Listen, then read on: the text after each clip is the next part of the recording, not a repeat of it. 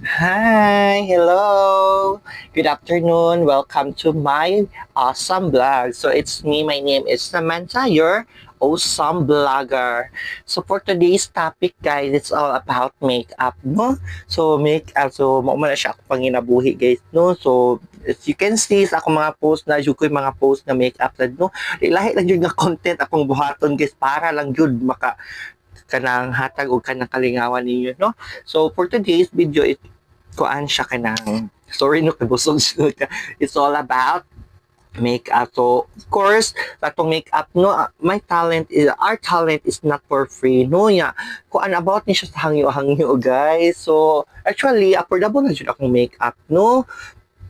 Nga jud ubang mga tao nga kanang barat-baraton lang jud ang pangayo nila sa atong makeup, which is okay naman yun mo hangyo no, but then again come to think of it no nga daghan kay mga dalon-dalon, mga box, mga kanang gamit, mga samin, mga kuan no nya hangyo na mo Debito lalang guys. 250 350. Hala oy unsa naman taw na siya oy, pero kuan guys no kana okay ra jud no kanang gawat ko ako na lang jud moingon nga okay ra na siya, okay ra na ma mapahangyo ra ko nya sila may magbuo sa presyo napakoy assistant magunsa naman lang ko ani mag-change career na lang ko nyawat na gitag mag-vlog to kay para makakuan makakita tag sideline no, so mao na siya okay ra jud mo hangyo no basta ako moingon no, so dili ra man bawal ang kanang mohangyo guys. So pamanaw lang sa nato no makanang ay kani dili kaya ba ni sa iyang presyo nga ana no, mo na siya to all makeup artist there and hairdresser. So I salute you guys kanang ang uban jud mo pa mostly gyud ako mga friends nga makeup artist gyud kanang kaya ra gyud sa affordable ra gyud no, nalang gyud mga ubang mga kliyente nga labaw pas makeup artist oy may pa sila mag makeup na lang di ba, so mao na siya okay ra gyud na siya no. So daghan jud kay sa pagkakaroon thankful kay kuno kay daghan kay napabook na nako for Sana their coming all. graduation no. So mao na siya nya napasay ka na mga kuan na si mga naapod siya yung mga kanang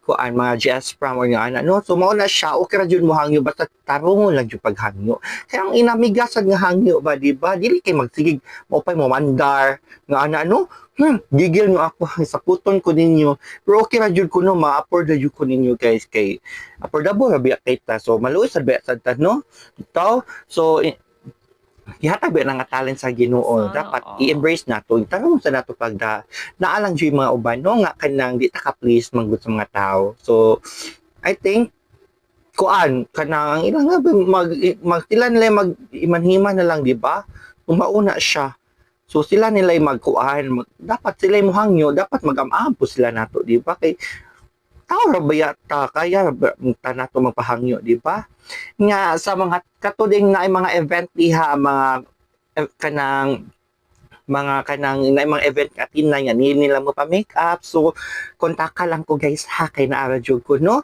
So Samantha Swain Paul Bentasal sa atong kuan sa Facebook page nara ko diha Glitz and Glam by Ate Sam, or you should direct me sa akong Facebook, so Mark Day Bentasal no, pwede mo maka-chat na ko sa WhatsApp or sa through sa akong number ha. So that's all for today guys.